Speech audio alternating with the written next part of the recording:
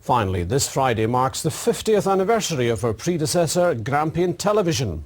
On September the 30th, 1961, commercial television was switched on for the first time in the north of Scotland. This week, we're marking the anniversary with a series of special reports.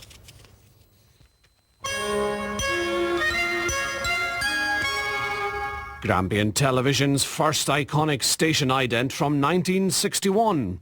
The strains of Scotland the Brave signalling that commercial television had arrived in the north of Scotland. The station's early days were humble. Based in a converted tramshed, it took a while to win over a sceptical northeast audience. Up here, good lots of steams. And going to be rough game. Well, I'll get the flow in a bit quicker as they go to steams. You get what I mean? The 1960s was a decade of great social change, and that was reflected in Grampian's pioneering approach. What's your town going to look like in another 20, 30 years' time? Just 20 years, 30 years older, 20 years, 30 years more old-fashioned?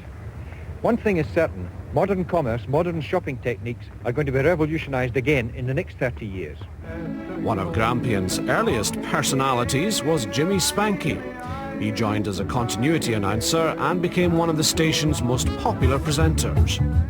Programmes which we produced were very much of the area, for the area. These programmes were hugely successful and often in the top 10 ratings for the area. After increasing its audience across the northeast and eventually a weary Dundee, regional programming became the station's bread and butter. We made a loss of £46,000. We got a bank overdraft of over 100,000, which was a hell of a lot then, and I suppose it'd be about $1 million now. And it was perfectly clear that if we didn't greatly increase our audience in order to get more advertising, we were going to go bust. So question for the production controller was, what are you going to do? And I decided that I would go broke on Scottish programmes with Scottish titles.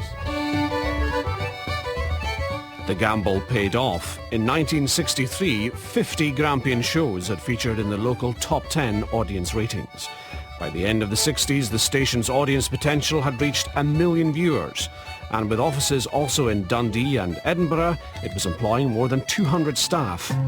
As an exciting new decade dawned, Grampian was here to stay. The early days of Grampian. Well, tomorrow we'll look at the station's entertainment programmes, and there are images on our STV local website. And that's where we have to leave it for tonight. Ewan Weems will be here at 10:30. Have a good evening.